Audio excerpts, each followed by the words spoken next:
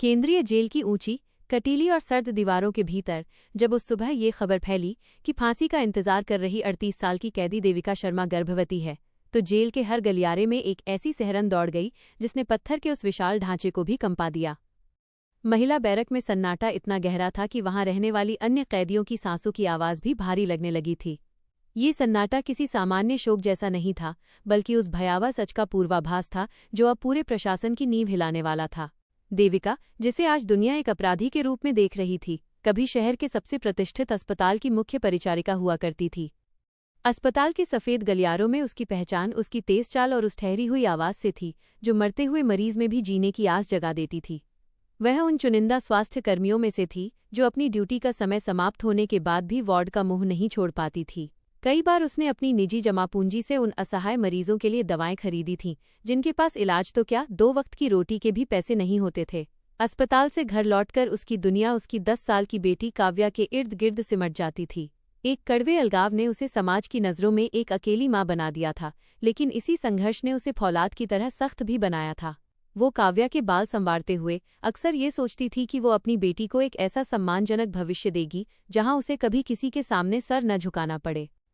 किस्मत का पहिया तब घूमा जब अस्पताल में एक बेहद प्रभावशाली राजनेता के करीबी रिश्तेदार को गंभीर हालत में भर्ती कराया गया। उस रात देविका ही ड्यूटी पर तैनात थी। आधी रात के बाद उस व्यक्ति की अचानक मृत्यु हो गई और अगले कुछ घंटों में ही देविका की पूरी दुनिया उजड़ गई। रसूखदार परिवार के दबाव में पुलिस ने उसे आनन फानन में गिरफ्तार कर लिया। उस पर आरोप लगा कि उसने जानबूझकर गलत दवा का इंजेक्शन देकर हत्या की है। अस्पताल प्रशासन ने रातों रात उससे पल्ला झाड़ लिया और मीडिया ने टीआरपी की भूख में उसे जहरीली नर्स का तमगा दे दिया। अदालत के कमरों में देविका की दलीलें और उसकी बेगुनाही की गुहार उस शोर में दब गई जिसे बस एक बलि का बकरा चाहिए था। जल्दबाजी में सुनाए गए फैसले ने उसे फांसी की सजा मुकर्रर कर दी। जेल में देविका के दिन लोहे के दरवाजों की चरचराहट, सीलन भरी बदबू और मौत के अंतहीन इंतजार के बीच कटने लगे। हर उगता सूरज उसे याद दिलाता कि उसके गले में फंदा कसने का दिन करीब आ रहा है। वो केवल काव्या की यादों के सहारे जीवित थी, जो अब अपनी नानी के घर थी और समाज के तानों का सामना कर रही थी। देविका ने कई बार जेल के फटे हुए कागजों पर अपनी बेटी के नाम संदेश लिखे, लेकिन वे संदेश कभी जेल की चहारदीवारी के बाहर नहीं जा पाए। तभी देविका के शरीर में कुछ ऐसे बदलाव शुरू हुए जिन्होंने उसे विचलित कर दिया। भयानक कमजोरी और चक्कर आने के बाद जब जेल की डॉक्टर ने उसकी जांच की तो रिपोर्ट देखकर सबके होश उड़ गए। देविका गर्भवती थी। जब यह रिपोर्ट जेल अधीक्षक विक्रम प्रताप के पास पहुंची तो उनके पैरों तले जमीन खिसक गई। एक फांसी की सजा पाई महिला, जो महीनों से तन्हाई की कोठरी में बंद थी, वो गर्भवती कैसे हो सकती थी? विक्रम ने तुरंत पिछले महीनों के सीसीटीवी फुटेज खंगालने के आदेश दिए। रात के सन्नाटे में जब स्क्रीन पर फुटेज चलने शुरू हुए तो सच किसी जहरीले नाग की तरह सामने आया। टाइम स्टैम्प रात के 2:13 का समय दिखा रहा था। फुटेज में एक सुरक्षाकर्मी, जिसकी तैनाती उस वार्ड में नहीं थी, दबे पांव देविका की कोठरी की ओर बढ़ता हुआ दिखाई दिया। उसके हाथ में चाबियों का गुच्छा था और उसके चेहरे पर वो वहशीपन था जिसे देखकर रूह कांप जाए। जैसे ही वो सिपाही कोठरी के भीतर दाखिल होने की कोशिश करता है, कैमरे का नज़ारा अचानक काला हो गया। किसी ने बहुत ही शातिराना तरीके से कैमरे की दिशा बदल दी थी। विक्रम प्रताप समझ चुके थे कि देविका को केवल एक झूठे केस में फंसाकर न्याय से दूर नहीं किया गया था, बल्कि सिस्टम के भीतर बैठे दरिंदों ने उसकी बेबसी का फायदा उठाकर उसे रूहानी तौर पर पूरी तरह तोड़ दिया था। वो महिला जो अपनी गरिमा के लिए लड़ रही थी, उसे उसी जगह लूटा गया जहां उसकी सुरक्षा की जिम्मेदारी कानून की थी। जेल की दीवारों से अब एक ही मौन चीख गूंज रही थी कि देविका केवल एक अपराधी नहीं, बल्कि एक ऐसे भ्रष्ट तंत्र की शिकार थी जहां न्याय अंधा होने के साथ साथ क्रूर भी हो चुका था। वह गर्भ, जो किसी भी स्त्री के लिए सृजन का प्रतीक होता है, देविका के लिए उस व्यवस्था के खिलाफ सबसे बड़ा और खौफनाक सबूत बन गया था, जिसने उसे जीते जी नरक में धकेल दिया था। अब सवाल ये नहीं था कि सजा कब होगी, बल्कि ये था कि इस जघन्य अपराध का हिसाब कौन देगा। सत्ता के गलियारों और वर्दी के रौब के पीछे छिपी ये दरिंदगी दरअसल उस मानसिकता का परिणाम है जहां एक इंसान दूसरे इंसान को केवल अपनी जागीर समझने लगता है। जब एक रक्षक भक्षक बन जाता है तो वो केवल कानून नहीं तोड़ता, बल्कि उस पूरे भरोसे का कत्ल करता है जिसे समाज ने एक वर्दी को सौंपा होता है।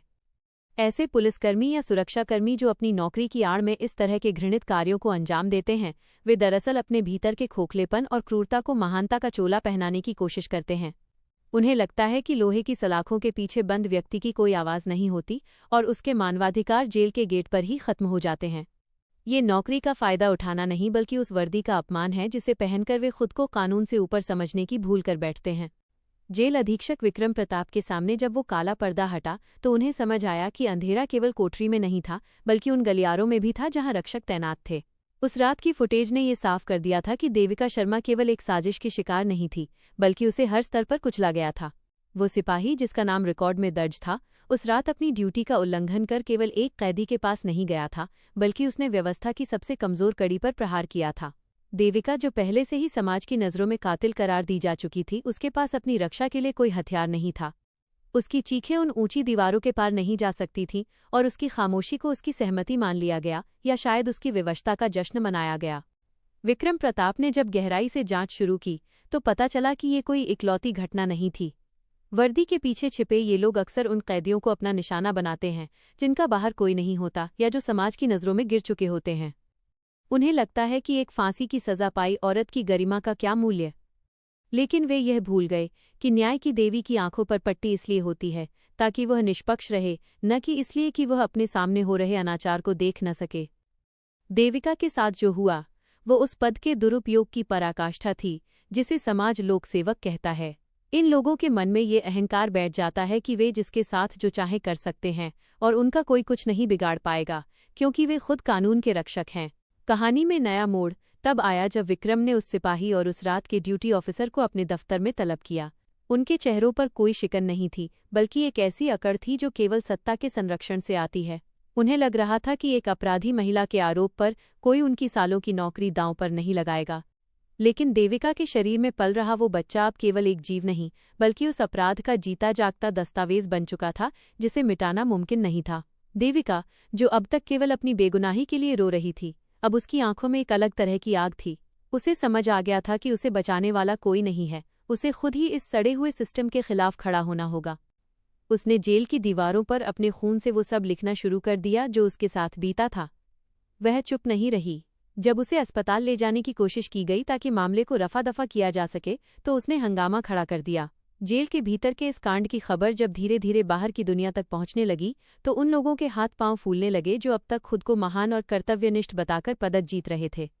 ये साबित हो गया कि बड़े बड़े पदों पर बैठे लोग अपनी नौकरी का फायदा उठाकर किस तरह मासूमों की जिंदगी से खेलते हैं, और जब बात पकड़े जाने की आती है तो वे एक दूसरे को बचाने के लिए पूरा जोर लगा देते हैं। देविका का गर्भवती होना उस जेल के लिए एक ऐसा श्राप बन गया था जिसका समाधान किसी के पास नहीं था। कानून की किताबों में फांसी की सजा पाई गर्भवती महिला के लिए नियम तो थे, लेकिन उस जख्म का कोई मरहम नहीं था जो रक्षकों ने उसे दिया था। सिस्टम अब उसे चुप कराने की कोशिश में जुट गया था, लेकिन अब तक बहुत देर हो चुकी थी। कैमरे ने सच उगल दिया था और वो सच इतना कड़वा था कि उसे निगलना नामुमकिन था। यह केवल देविका की कहानी नहीं रह गई थी, ये उन तमाम लोगों के चेहरे से नकाब उतारने की शुरुआत थी जो वर्दी पहनकर दरिंदगी को अंजाम देते हैं और खुद को समाज का रक्षक बताते हैं। उस जेल की कांपती हुई दीवारें गवाह थीं कि जब एक माँ और एक कैदी के आत्मसम्मान को कुचला जाता है तो उससे उठने वाला तूफान पूरे सिंहासन को हिला देने की ताकत रखता है। कि उस कालकोठरी में देविका के साथ जो हुआ वो केवल एक शारीरिक प्रहार नहीं था, बल्कि उसकी आत्मा का ऐसा हनन था जिसे शब्द देना भी कठिन है। उस रात जब कैमरे का रुख मोड़ा गया था तब सलाखों के पीछे एक ऐसी मूक चीख दफन हो गई थी जिसे सुनने वाला कोई नहीं था। रक्षक कहे जाने वाले उस सिपाही ने अपनी वर्दी की शक्ति का उपयोग देविका को यह एहसास दिलाने के लिए किया कि एक कैदी की अपनी कोई मर्जी या गरिमा नहीं होती। उस अंधेरी कोठरी में जहां वो पहले ही अपनी मौत की तारीख का इंतजार कर रही थी, उसे बार बार ये एहसास कराया गया कि वह केवल एक शरीर है जिसका उपयोग कोई भी ताकतवर व्यक्ति कर सकता है। जब जब चाबियों की गूंज रात के सन्नाटे को चीरती, देविका का शरीर डर से जम जाता था। वो विरोध करना चाहती थी, चिल्लाना चाहती थी, लेकिन सिस्टम ने उसके हाथ पहले ही बेड़ियों से बांध रखे थे और उसकी आवाज़ को कातिल होने के लेबल के नीचे दबा दिया था। यह दरिंदगी एक बार नहीं बल्कि कई रातों तक दोहराई गई और हर सुबह देविका उसी वर्दी वाले चेहरे को अपने बैरक के बाहर शान से पहरा देते देखती थी जो समाज की नज़रों में अनुशासन का प्रतीक बना हुआ था। जब देविका के गर्भवती होने की बात जेल की दीवारों को फांदकर बाहर निकली तो असली तबाही उसके घर और समाज में शुरू हुई। जिस समाज को उसकी बेगुनाही पर शक था, उसने अब उसके चरित्र पर कीचड़ उछालना शुरू कर दिया। उसकी बूढ़ी माँ, जो पहले से ही समाज के तानों से टूटी हुई थी, अब घर की दहलीज लांघने से भी डरने लगी। पड़ोसियों ने उनके घर का पानी तक बंद कर दिया और दीवारों पर काली स्याही से अपशब्द लिख दिए। लोग कहते थे कि जो महिला एक हत्यारी हो सकती है, उसका चरित्र कैसा होगा, इस पर सवाल उठाना भी बेकार है। किसी ने ये जानने की कोशिश नहीं की कि जेल की कड़ी सुरक्षा के बीच एक फांसी की सजा काट रही महिला आखिर कैसे गर्भवती हो सकती है। समाज ने बिना किसी जांच के ये फैसला सुना दिया कि देविका ने जेल के भीतर भी अपनी अय्याशियां कम नहीं की। यहाँ तक कि उसके अपने सगे संबंधियों ने, जो कभी उसके रसूख के समय आगे पीछे घूमते थे, अखबारों में इश्तहार देकर उससे अपना नाता तोड़ लिया। उसकी 11 साल की मासूम बेटी काव्या, जिसके लिए देविका ही उसका पूरा संसार थी, इस मानसिक प्रताड़ना की सबसे बड़ी शिकार बनी। स्कूल में अन्य बच्चों ने उसे कातिल की बेटी के साथ साथ और भी गंदे नामों से पुकारना शुरू कर दिया। अध्यापकों ने सहानुभूति दिखाने के बजाय उसे कक्षा के आखिरी कोने में बैठा दिया, जैसे उसकी माँ का गुनाह उसे छूने से दूसरों को भी लग जाएगा। काव्या की नानी, जो खुद हर दिन मरमर कर जी रही थी, वह अपनी पोती के उन सवालों का जवाब नहीं दे पाती थी जब वो पूछती थी कि माँ वापस कब आएगी और क्या वो सच में बुरी है। समाज ने उस बच्ची को ये एहसास दिलाने में कोई कसर नहीं छोड़ी कि वो एक कलंकित कोख की पैदाइश है। उसे उन सार्वजनिक उत्सवों और कार्यक्रमों से बाहर कर दिया गया जहां कभी वो अपनी माँ का हाथ पकड़कर गर्व से जाती थी। जेल के भीतर देविका को चुप कराने के लिए प्रशासन के बड़े अफसरों ने साम दाम दंड भेद सब अपना लिया। उसे धमकी दी गई कि अगर उसने अपना मुंह खोला तो उसकी बेटी काव्या की जिंदगी और भी बदतर कर दी जाएगी। कुछ भ्रष्ट अफसरों ने उसे प्रलोभन दिया कि वे उसकी फांसी की सजा को उम्रकैद में बदलवा देंगे, बशर्ते वो इस गर्भ को आपसी सहमति का नाम दे या इसे गिरवा दे। लेकिन देविका अब वो डरी सहमी नर्स नहीं रही थी। जेल की उस कोठरी ने उसे जो दर्द दिया था, उसने उसे एक विद्रोही बना दिया था। उसने तय किया कि वो इस बच्चे को जन्म देगी, क्योंकि ये बच्चा ही उस वर्दीधारी दरिंदे और उस सड़े हुए तंत्र का सबसे बड़ा सबूत था। समाज की नफरत इस कदर बढ़ गई कि एक दिन भीड़ ने उसके पैतृक घर पर हमला कर दिया और उसकी माँ और बेटी को मोहल्ला छोड़ने पर मजबूर कर दिया। उन दो बेसहारा जानों को रात के अंधेरे में अपना सामान समेटकर एक अनजान शहर की ओर निकलना पड़ा, जहां कोई उन्हें पहचानता न हो। यह समाज की वही भीड़ थी जो बड़े बड़े उद्योगपतियों के भ्रष्टाचार पर मौन रहती है, लेकिन एक बेसहारा और प्रताड़ित महिला के चरित्र पर पत्थर मारने के लिए सबसे पहले तैयार रहती है। देविका को जब ये पता चला कि उसका घर उजड़ चुका है और उसकी बेटी दर-दर की ठोकरें खा रही है, तो उसकी आंखों के आंसू सूख गए और उनकी जगह एक खौफनाक शांति ने ले ली। उसने समझ लिया था कि जिस समाज और कानून ने उसे सुरक्षा नहीं दी, अब वो उनकी परवाह नहीं करेगी। वह उस सिस्टम की जड़ों को हिलाने के लिए तैयार थी, जिसने उसे न केवल एक झूठे केस में फंसाया, बल्कि उसकी असमत का सौदा भी किया। जेल की काल कोठरी में बैठी वह माँ अब केवल अपनी मौत का इंतजार नहीं कर रही थी, बल्कि वह उस सच के प्रस्फुटन का इंतजार कर रही थी जो उन तमाम महान दिखने वाले चेहरों को बेनकाब करने वाला था, जिन्होंने अपनी शक्ति का दुरुपयोग कर एक मासूम जिंदगी को तबाह किया था। समाज का ये दोहरा मापदंड ही है जो इस देश की व्यवस्था को खोखला बनाता जा रहा है। जब किसी पराई बेटी या बहू के साथ अन्याय होता है तो यही लोग चौराहे पर बैठकर उसके चरित्र का पोस्टमार्टम करते हैं और उसे ही दोषी ठहराने के सैकड़ों तर्क खोज लेते हैं। लेकिन जैसे ही आंच अपने घर की दहलीज तक पहुंचती है, वैसे ही कानून, मर्यादा और मान सम्मान की बातें याद आने लगती हैं। देविका के साथ भी यही हुआ।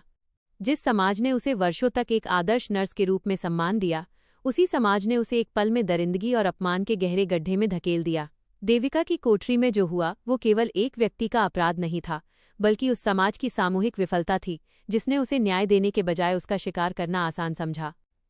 जेल की उन संकरी गलियों में अब देविका का अस्तित्व एक बोझ बन गया था, जिसे प्रशासन जल्द से जल्द उतार फेंकना चाहता था। जेल अधीक्षक और उन रसूखदार लोगों ने जिनका हाथ उस सिपाही के पीछे था, अब एक नई साजिश रची।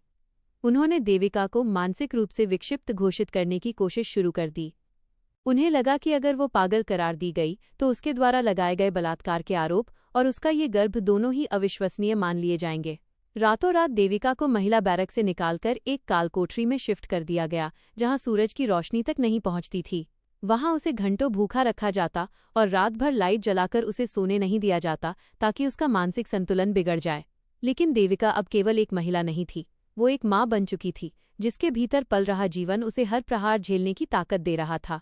वह अंधेरे में बैठकर अपनी कोख पर हाथ रखती और महसूस करती कि उसकी लड़ाई अब खुद के लिए नहीं, बल्कि उस अजन्मे बच्चे के लिए है जिसे समाज पैदा होने से पहले ही कलंकित मान चुका था। दूसरी तरफ अनजान शहर के एक छोटे से कमरे में छिपी उसकी बेटी काव्या और उसकी माँ की हालत बद से बदतर होती जा रही थी। वे लोग जो कल तक उनके साथ खाना खाते थे, आज उन्हें पहचानते तक नहीं थे। काव्या अक्सर खिड़की से बाहर झांकती और सोचती कि क्या उसकी माँ कभी वापस आएगी। एक रात जब काव्या को तेज बुखार आया तो उसकी नानी उसे लेकर पास के अस्पताल गईं, लेकिन जैसे ही वहां के स्टाफ को पुरानी पहचान का अंदेशा हुआ, उन्होंने इलाज करने से मना कर दिया। ये उस समाज की सबसे घृणित तस्वीर थी, जहां एक बीमार बच्ची को इसलिए इलाज नहीं दिया गया क्योंकि उसकी मां जेल में थी। समाज की ये उंगली उठाने की आदत एक जहर की तरह है, जो केवल अपराधी को नहीं, बल्कि उसके पूरे परिवार की जड़ों को काट देती है। जेल के भीतर का सच अब और अधिक भयावह होता जा रहा था। जिस सिपाही ने उस रात देविका के साथ कुकर्म किया था, वो अब खुलेआम जेल परिसर में घूमता और देविका की कोठरी के बाहर आकर उसे डराता था। वो उसे याद दिलाता था कि बाहर उसका कोई नहीं है, और अगर वो जिंदा रहना चाहती है तो उसे चुप रहना होगा। लेकिन एक दिन व्यवस्था के उसी सड़े हुए तंत्र के भीतर से एक चिंगारी उठी। जेल की ही एक जूनियर डॉक्टर जिसने देविका की शुरुआती जांच की थी, उसका ज़मीर जाग उठा। उसने देखा कि कैसे एक निर्दोष महिला को न केवल शारीरिक रूप से तोड़ा गया, बल्कि अब उसे पागल बनाने की कोशिश की जा रही है। उसने गुपचुप तरीके से देविका की मेडिकल रिपोर्ट की एक कॉपी और जेल के सीसीटीवी फुटेज का वो हिस्सा जिसे मिटाने का आदेश दिया गया था, लेकिन तकनीकी टीम ने उसकी एक प्रति बचा ली थी, बाहर निकालने का जोखिम उठाया। जब ये मामला एक साहसी पत्रकार के पास पहुंचा तो शहर में भूचाल आ गया। समाज जो अब तक देविका पर थूक रहा था, वो अचानक दो धड़ों में बंट गया। कुछ लोग अभी भी उसे अपराधी मान रहे थे, लेकिन एक बड़ा वर्ग अब सवाल उठाने लगा था कि क्या फांसी की सजा काट रही कैदी की सुरक्षा की कोई कीमत नहीं है। जैसे जैसे सच की परतें खुलने लगी, वो रसूखदार सिपाही और उसके पीछे बैठे बड़े अफसर घिरने लगे। देविका को जब अदालत में पेश किया गया तो उसकी आंखों में डर नहीं, बल्कि एक ऐसा प्रतिशोध था जिसने जजों तक को सोचने पर मजबूर कर दिया। उसने कटघरे में खड़े होकर गरजते हुए कहा, आपने मुझे हत्या की सजा दी, मैंने स्वीकार की, लेकिन आपने मुझे उस सिस्टम के हवाले कर दिया जिसने मुझे पल पल मारा। अगर मेरा बच्चा एक अपराधी की औलाद है तो उसकी असमत लूटने वाला कानून का रक्षक क्या है। उसकी इन बातों ने समाज के उन चेहरों पर तमाचा जड़ दिया जो दूसरों पर उंगली उठाते समय अपने गिरेबान में झांकना भूल जाते हैं। ये लड़ाई अब केवल एक गर्भ की नहीं थी, बल्कि उस मर्यादा की थी जिसे वर्दी की आड़ में रौंदा गया था। देविका ने ठान लिया था कि वो उस बच्ची को जो उसकी कोख में थी, उसी समाज में सर उठाकर जीना सिखाएगी जिसने उसकी मां को कुचलने में कोई कसर नहीं छोड़ी। ये कहानी अब न्याय की उस लंबी और पथरीली सड़क पर चल पड़ी थी, जहां हर मोड़ पर समाज की नफरत और सिस्टम की साजिशें खड़ी थीं, लेकिन देविका का इरादा उन सब पर भारी पड़ने वाला था। उसने साबित कर दिया था कि जब एक औरत को सब कुछ खोने के बाद भी लड़ने की ताकत मिलती है, तो वो सबसे बड़ी शक्ति बन जाती है। अदालत के उस खचाखच भरे कमरे में जब देविका ने अपने साथ हुई दरिंदगी का ब्यौरा देना शुरू किया, तो वहां मौजूद वकीलों और कानून के पैरोकारों के सिर शर्म से झुक गए। उसकी आवाज़ में अब वो पहले वाली घबराहट नहीं थी, बल्कि एक ऐसी खुरदरी सच्चाई थी जो सुनने वालों के कानों में पिघले हुए शीशे की तरह उतर रही थी। उसने बताया कि कैसे रातों के सन्नाटे में सत्ता का नशा और वर्दी की धौंस उसकी कोठरी की सलाखों को खोल देती थी। कैसे उसे ये कहकर चुप कराया जाता था कि अगर उसने जुबान खोली तो उसकी बेटी काव्या का चेहरा उसे कभी देखने को नहीं मिलेगा। जेल की वे दीवारें जो सुरक्षा का दम भरती थीं, दरअसल एक ऐसे जघन्य व्यापार का केंद्र बन चुकी थीं जहां बेबस महिला कैदियों की असमत का सौदा रोजाना होता था। जैसे जैसे सुनवाई आगे बढ़ी, यह स्पष्ट हो गया कि देविका की कहानी केवल एक व्यक्तिगत त्रासदी नहीं है, बल्कि यह उस पूरे तंत्र का चेहरा है जो ऊपर से साफ दिखता है लेकिन अंदर से सड़ चुका है। उस जेल अधीक्षक विक्रम प्रताप ने, जिसके पास सीसीटीवी फुटेज की सच्चाई थी, आखिरकार गवाही देने का साहस जुटाया। उन्होंने अदालत को बताया कि कैसे उन्हें ऊपर से फोन आते थे कि मामले को दबा दिया जाए और देविका को आत्महत्या के लिए उकसाया जाए या उसे विक्षिप्त घोषित कर दिया जाए। यह सुनकर अदालत कक्ष में सन्नाटा पसर गया। समाज का वो हिस्सा जो अब तक देविका को कोस रहा था, अब अपनी उंगलियां उन रसूखदारों की तरफ मोड़ने लगा था जो सफेद पोश बनकर समाज में घूम रहे थे। उधर शहर के दूसरे कोने में काव्या और उसकी नानी को अब छिपने की जरूरत नहीं थी। कुछ महिला संगठनों और मानवाधिकार कार्यकर्ताओं ने उन्हें अपनी सुरक्षा में ले लिया था। काव्या, जो महीनों से गुमसुम थी, उसने जब टीवी पर अपनी मां को निर्भीकता से बोलते देखा तो उसकी आंखों में पहली बार अपनी मां के लिए डर की जगह गर्व दिखाई दिया। उसने अपनी नानी से कहा कि मां कातिल नहीं है, उसे तो खुद उन लोगों ने मारा है जिन्हें हम रक्षक समझते थे। ये समाज की वही पुरानी रीत है कि जब तक सच पर्दे के पीछे रहता है, सब पत्थर मारते हैं, लेकिन जैसे ही सच नग्न होकर सामने खड़ा होता है, वही हाथ ताली बजाने लगते हैं या फिर शर्म से छिप जाते हैं। देविका के गर्भ में पल रहा वो बच्चा अब न्याय की सबसे बड़ी चुनौती बन गया था। कानून के विशेषज्ञों के बीच बहस छिड़ गई कि क्या एक ऐसी महिला को फांसी दी जा सकती है जिसके भीतर एक निर्दोष जान पल रही हो। इस कानूनी दांव पेच के बीच देविका ने अपनी याचिका में फांसी की माफी नहीं मांगी, बल्कि उसने उस सिपाही और उस अस्पताल के उन भ्रष्ट डॉक्टरों के लिए मौत की सजा मांगी जिन्होंने उसे फंसाया था। उसने साफ कह दिया कि उसे अपनी जान की भीख नहीं चाहिए, उसे बस अपनी गरिमा और अपनी बेटी का खोया हुआ सम्मान वापस चाहिए। केस की जांच के दौरान ये भी सामने आया कि जिस उद्योगपति की हत्या के आरोप में देविका को सजा सुनाई गई थी, उसकी मौत वास्तव में एक जेनेटिक बीमारी से हुई थी और अस्पताल प्रशासन ने अपने रसूखदार मालिक को बचाने के लिए देविका के नाम की गलत रिपोर्ट तैयार की थी। यह खुलासा होते ही पूरे प्रदेश में प्रदर्शन शुरू हो गए। जो समाज कल तक देविका के चरित्र पर सवाल उठा रहा था, वही आज सड़कों पर उतरकर उसके लिए न्याय की मांग कर रहा था। ये वही विरोधाभास है जहां समाज तब तक चुप रहता है जब तक किसी का पूरा जीवन नष्ट न हो जाए। अंततः अदालत ने एक ऐतिहासिक फैसला सुनाया। देविका की फांसी की सजा को पूरी तरह निरस्त कर दिया गया और उसे ससम्मान बरी करने का आदेश दिया गया। उस दोषी सिपाही और षड्यंत्रकारी अस्पताल कर्मियों को उम्र कैद की सजा सुनाई गई। जेल से बाहर निकलते समय देविका के चेहरे पर कोई विजय का भाव नहीं था, बल्कि एक गहरी थकान थी। जब वो जेल के लोहे के गेट से बाहर निकली तो सामने काव्या खड़ी थी। माँ और बेटी का वो मिलन उन हजारों तानों और जख्मों का जवाब था जो समाज ने उन्हें दिए थे। देविका ने अपने हाथ अपनी कोख पर रखे और महसूस किया कि ये संघर्ष अभी खत्म नहीं हुआ है। उसे अब उस बच्चे को पालना था जो नफरत और जुल्म की पैदाइश तो था, लेकिन जिसकी माँ ने उसे न्याय की मशाल बनाकर दुनिया के सामने पेश किया था। समाज आज भी उंगली उठाता है, लेकिन अब देविका ने उन उंगलियों की दिशा मोड़ दी थी। उसने साबित कर दिया था कि एक अकेली औरत को तोड़ना आसान हो सकता है, लेकिन एक माँ की सच्चाई को दफन करना नामुमकिन है। जेल की उन भारी और जंग लगी सलाखों के पीछे से जब देविका अंतिम बार बाहर निकली तो हवा में घुली आज़ादी की महक उसे कुछ पराई सी लगी। उसके हाथ काव्या के छोटे से कंधों पर थे और उसका दूसरा हाथ अपनी कोख पर था, जहां वो नन्हा जीवन अब जन्म लेने की तैयारी कर रहा था।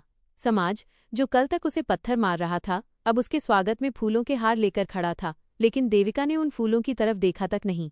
उसने समझ लिया था कि ये वही समाज है जो हवा के रुख के साथ अपना चेहरा बदल लेता है। उसने अपनी माँ और बेटी के साथ शहर के उस शोर शराबे से दूर एक छोटे से गांव में बसने का फैसला किया, जहां कोई उसे कातिल या बलात्कार पीड़िता के नाम से न जानता हो। वो अपनी पहचान के उन पुराने और लहूलुहान पन्नों को हमेशा के लिए बंद कर देना चाहती थी। कुछ महीनों बाद सावन की एक ठंडी सुबह देविका ने एक बेटे को जन्म दिया। जब उसने उस नन्हे जीव को पहली बार अपनी गोद में लिया तो उसके मन में एक पल के लिए उस सिपाही का वो दरिंदा चेहरा कौंधा, लेकिन जैसे ही बच्चे ने उसकी उंगली थामी, सारा जहर ममता के समंदर में बह गया। उसने अपने बेटे का नाम आर्यन रखा, जिसका अर्थ होता है महान। उसने ठान लिया था कि वो इस बच्चे को उस नफरत का हिस्सा नहीं बनने देगी जिससे इसका अस्तित्व शुरू हुआ था। काव्या के लिए वो उसका छोटा भाई था और उसने आर्यन को उसी लाड़ प्यार से पाला जैसे वो अपनी सगी परछाई हो। उन दोनों बच्चों की खिलखिलाहट ने देविका के घर की उस खामोशी को भर दिया जो सालों के अन्याय ने पैदा की थी। देविका ने गांव में ही एक छोटा सा क्लिनिक और जच्चा बच्चा केंद्र खोला।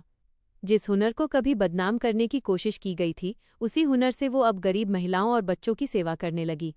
गांव के लोग उसे बड़ी दीदी कहकर बुलाने लगे और धीरे धीरे उसका सम्मान वहां की मिट्टी में रच बस गया। काव्या अब बड़ी हो गई थी और उसने कानून की पढ़ाई करने का फैसला किया ताकि वो उन बेबस औरतों की आवाज़ बन सके जिनकी चीखें जेल की दीवारों में दम तोड़ देती हैं। वो अपनी माँ की वीरता की कहानी को अपनी प्रेरणा मानती थी। आर्यन भी अपनी माँ और बहन के साये में एक संवेदनशील और बहादुर लड़का बनकर उभरा।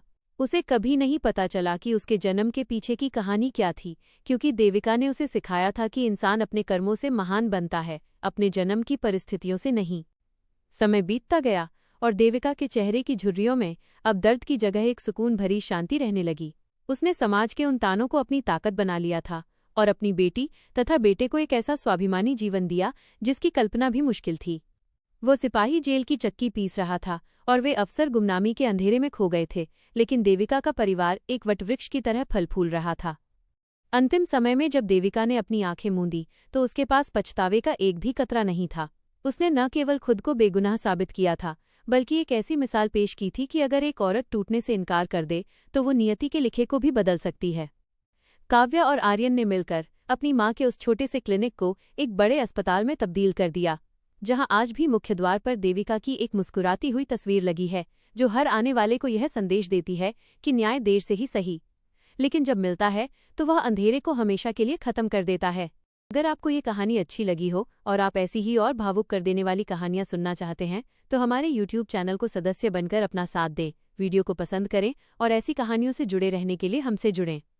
आपका एक छोटा सा सहयोग हमें ऐसी और कहानियां लाने के लिए प्रेरित करेगा।